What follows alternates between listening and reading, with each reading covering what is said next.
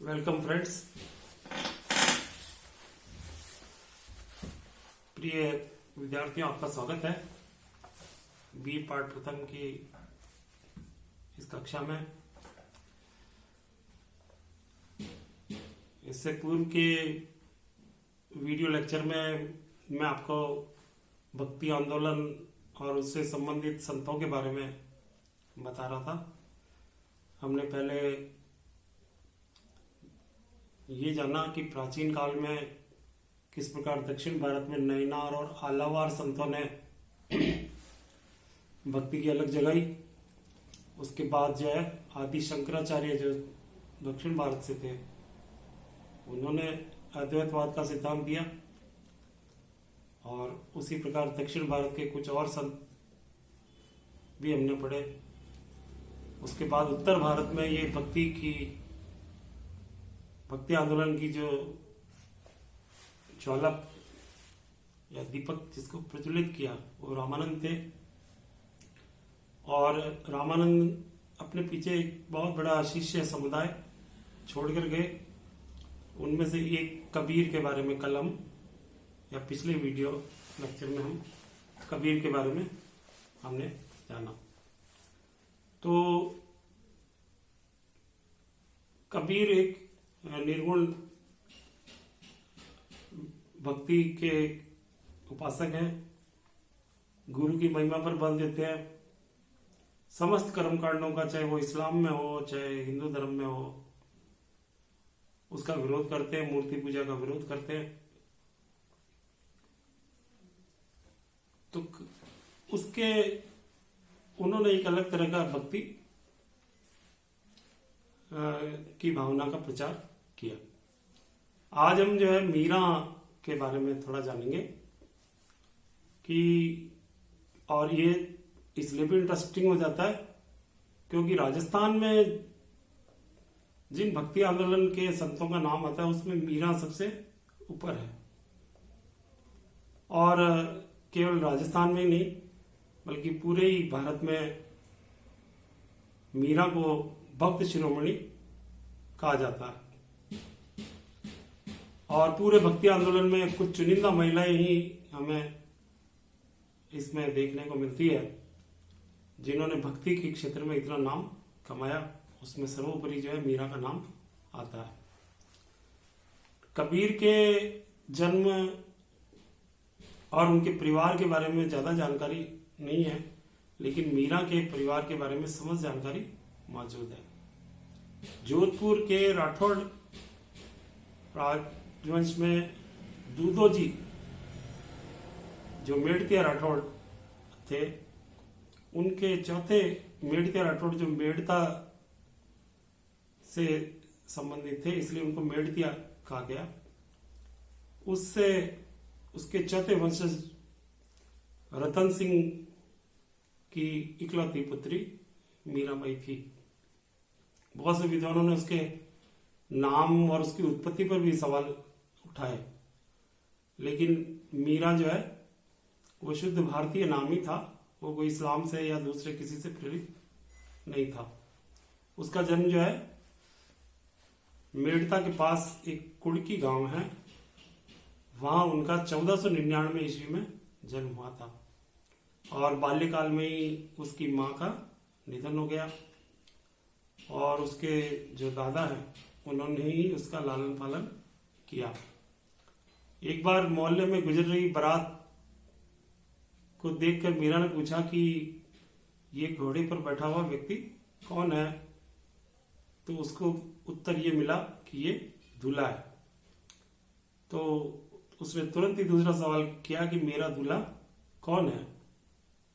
तो एक बालिका को बहलाने के लिए उसके दादा ने ये कहा कि तुम्हारा जो दूल्हा है वो गिरधर गोपाल है। कहते हैं कि मीरा के मन में इसके बाद से ही कृष्ण भक्ति प्रज्वलित हो गई और वो भगवान कृष्ण को ही अपना पति उसने मन ही मन स्वीकार कर लिया। इसके बाद मीरा का विवाह जो है मेवाड़ के महाराणा सांगा के सबसे बड़े पुत्र भोजराज के साथ संपन्न हुआ।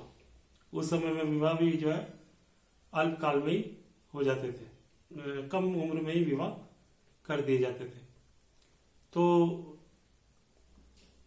महाराणा सांगा एक बहुत ही प्रतापी शासक थे और जिस व्यक्ति से उनके युवराज से मीरा की शादी हुई वो भविष्य में मेवाड़ की पटरानी बननी चाहिए थी, लेकिन विधि की विडंबना कुछ और ही थी कि मीरा जो है मेवाड़ को उसको त्यागना पड़ा। 1523 ईस्वी में अचानक उसके पति का, भोजराज का निधन हो गया और वो विधवा हो गई। लेकिन इसके बाद भी महाराणा सांगा ने अपनी पुत्रवधू को बड़े प्रेम से रखा और पुर और मांडल 2 कस्बे उसके हाथ खर्च के लिए महाराणा सांगा ने उसको जागीरी के जो गांव थे उसकी जो आमदनी थी वो मीरा के लिए सुरक्षित रख दी गई। लेकिन मीरा का इन सब से कोई मन नहीं लगा। जब तक महाराणा सांगा मौजूद थे तब तक मेवाड़ की जो स्थिति थी वो बहुत ही उन्नत थी। एक बहुत बड़े योद्धा, बहुत बड़े साम्राज्य स्थापित करने वाले और बहुत ही काबिल शासक थे। लेकिन दुर्भाग्य से 1527 के खनवा के युद्ध में वो बाबर से परास्त हुए और उसके कुछ समय पश्चात ही सामंतों ने जहर देकर उनको मार दिया, क्योंकि वो एक बार फिर जो है संघर्ष चाहते थे और खनवा के युद्ध में मेवाड़ का बहुत विनाश हुआ। और खनवा के युद्ध के बाद मेवाड़ की स्थिति बहुत खराब हो गई। वहां पर बनबीर और विक्रमादित्य जैसे शासक आए। उसमें से विक्रमादित्य तो मीरा का देवर था और उसने मीरा को बहुत यातनाएं दी। जब वो कृष्ण की भक्ति करती थी तो उसको संदेह की दृष्टि से देखा जाता था। जिस प्रकार से वो मित्र भाव से, सखा भाव से पति अपना स्वामी मानकर कृष्ण की उपासना करती थी, तो मेवाड़ में उसके चरित्र पर लांछन लगाए गए। यहां तक कि उसको विष का प्याला भी दिया गया, जिसको पीने से भी उसका कुछ नहीं बिगड़ा। और इतनी स्थिति मेवाड़ की खराब हो गई कि मीरा ने आखिर मेवाड़ को छोड़ दिया, चित्तौड़ को। और उसके पश्चात वो कुछ समय के लिए पुष्कर रही और पुष्कर के बाद वो गिरधर गोपाल की खोज में वृंदावन चली गई।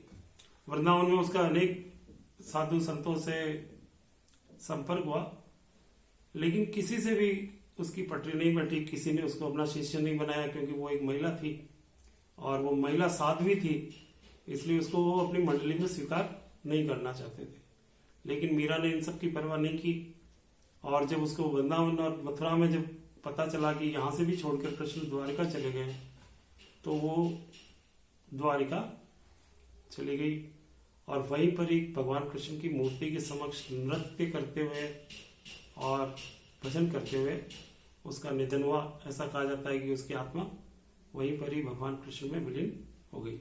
तो ये मीरा की संक्षिप्त जीवनी है कि एक व्यक्ति जो किस तरह की भक्ति की ओर अग्रसर हो रहा है, किस तरह से उसके दिमाग का डाइवर्जन भगवान कृष्ण में हो गया है, किस तरह से वो उसके रूप की प्रशंसा कर रही है, किस तरह से वो उसको अपना गुरु मानती है, किस तरह से उसको स्वामी मानती है, किस तरह से उसको अपना पति मानती है, सर्वेश्वर मानती है। ये उसके जो प्रारंभिक जीवन में जो उसके कष्ट उसने सहे और फिर बाद में जो उसका डाइवर्जन भक्ति की ओर हुआ, वो उसको इंडिकेट करता है। अचानक यकायकी मीरा की भक्ति इतनी उच्च कोटि की नहीं हो गई, उसने दुख भरी दास्तान देखी। तो ये जो मीरा का जीवन व्रत था। अब उन्होंने अपने भक्ति में क्या बात कही वो हम एक अलग वीडियो लेक्चर में देखेंगे।